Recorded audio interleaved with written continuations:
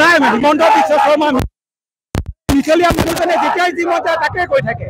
যোৱা ১.৫ বছৰে সোণোৱাল কছাৰী স্বায়ত্ত শাসিত পৰিষদৰ নিৰ্বাচন অনুষ্ঠিত নকৰাটো গণতান্ত্ৰিক পৰিপন্থী ব্যৱস্থা। এখন নিৰ্বাচিত প্ৰতিনিধি চৰকাৰ সাধাৰণতে ৫ বছৰ থাকে। আজি ৫ বছৰ উকলি যোৱাৰ পাছত ১.৫ বছৰ হৈ গ'ল, হিমন্ত চৰকাৰে হাৰ পোৱা নাই। আচৰিত কথা, সোণোৱাল কছাৰী জনজাতিসকলক আটাইতকৈ অন্যায় কৰিছে হিমন্ত চৰকাৰে। এই জনজাতি সমাজখনক পুঙা কৰিব বিচাৰিছে হিমন্ত বিশ্ব চৰকাৰে। গতিকে আমি তীব্ৰ প্ৰতিবাদ কৰিছো যেতিয়ালৈকে সোণোৱাল কছাৰী স্বায়ত্ত শাসিত পৰিষদৰ নিৰ্বাচন অনুষ্ঠিত নকৰিব তেতিয়ালৈকে আমাৰ গণতান্ত্ৰিক সংগ্ৰাম চলি থাকিব। এই সংগ্ৰাম অধিক জংগী হ'ব। আজি ৰাজপথত ওলাই আহিছো আৰু ইয়াৰ পৰা আৰু জংগী কৰিবলৈ বাধ্য হম। হিমন্ত বিশ্ব শুনিল, মিছা কথা কৈ চৰকাৰ চলাব নোৱাৰা। তুমি মিছা কথা কৈ চৰকাৰ চলাব নোৱাৰা, মানুহক প্ৰলোভন দি চৰকাৰ চলাব নোৱাৰা। ২৬ৰ ইলেকশ্যন আহি আছে, তাৰ কাৰণে সাজু হওক।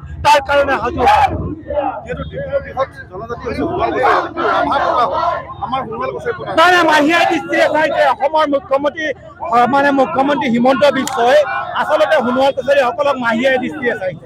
তেওঁলোকে সোণোৱাল কছাৰী সমাজৰ উন্নয়ন হোৱাটো কেতিয়াও বিচৰা নাই। আৰু জনজাতি হিচাপে যিখিনি আমি অধিকাৰ পাব লাগে, আজি 6 শিডিউল পৰ্যায়ৰ এই কথাখিনি তেওঁ কোনো ধৰণৰ আলোচনাৰ জৰিয়তে বা আগুৱাই দিবৰ কাৰণে তেওঁ চেষ্টা কৰা নাই। গতিকে এনেকুৱা ধৰণৰ মুখ্যমন্ত্ৰী আমাক প্ৰয়োজন নাই। ২৬ত আহিব, আমি তাৰ প্ৰতিবাদ জনাম। চলি থাকিব যেতিয়ালৈকে সোণোৱাল কছাৰী স্বায়ত্ত শাসিত পৰিষদ নিৰ্বাচিত অনুষ্ঠিত নকৰে আৰু যেতিয়ালৈকে আমাৰ সোণোৱাল কছাৰী আমাৰ যি 6 শিডিউল যেতিয়ালৈকে আমাক প্ৰদান নকৰে তেতিয়ালৈকে আমি সোণোৱাল কছাৰী ছাত্ৰ ইয়াৰ বিৰুদ্ধে কিন্তু অসম চৰকাৰৰ বিৰুদ্ধে শাসক গোষ্ঠীৰ বিৰুদ্ধে আমি তীব্ৰ প্ৰতিবাদ গঢ়ি তুলিম।